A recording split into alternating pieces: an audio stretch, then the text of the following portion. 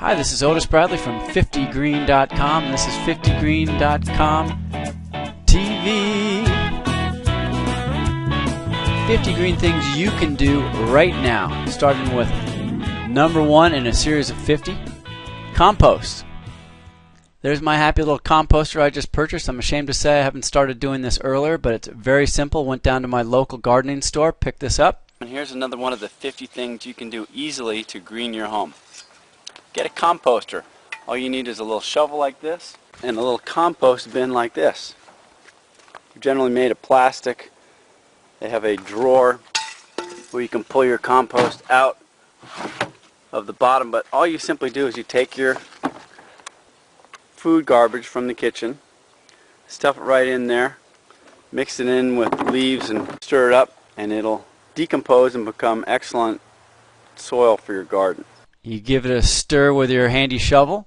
Some of them have them built in. These things come in all different sizes, round, big, small. You can even make your own with an old can. But the key is you've got a number of air holes here, and then you've got some way, this has a little drawer, a little slot where you can pull your compost out from the bottom. So as this fills up with material and the composting starts to take effect, your new material is going in the top, and your good, juicy, ready for the garden stuff is in the bottom. So why compost? Well, here's a few reasons.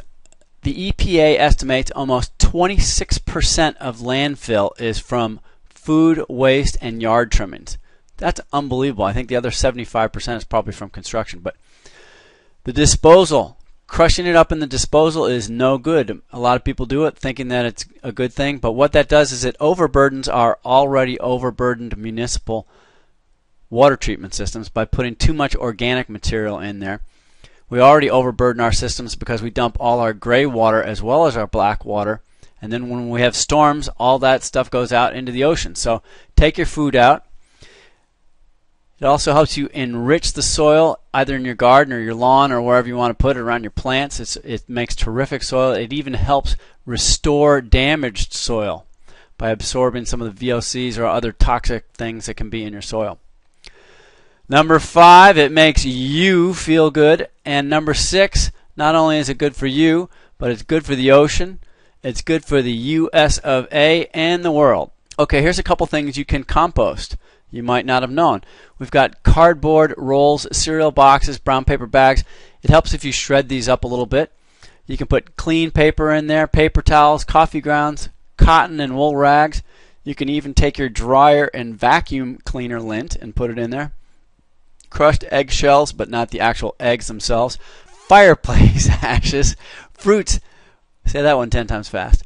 Fireplace ashes, fruits and vegetables, grass clippings and yard trimmings, although you don't want too much wet grass clippings. Actually, that should stay on your lawn if you have a lawn, because we know that grass lawns take too much water and too much fertilizer anyway.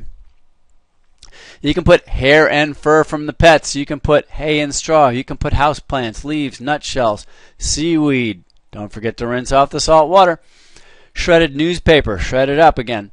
Tea and tea bags, wood chips, sawdust, toothpicks, and burnt matches. Here's a couple things not to compost. You don't want to put meat, fish, egg, poultry. That increases the odor and also pests. Same thing with dairy products. You don't want fats and grease. This stuff should all go in your trash. Coal and charcoal ash is harmful to plants. You don't want that in your compost. Obviously, you don't want diseased plants or insect-ridden plants because that may continue on when you use your compost. Pet wastes, such as your dog or cat feces, you don't want in there.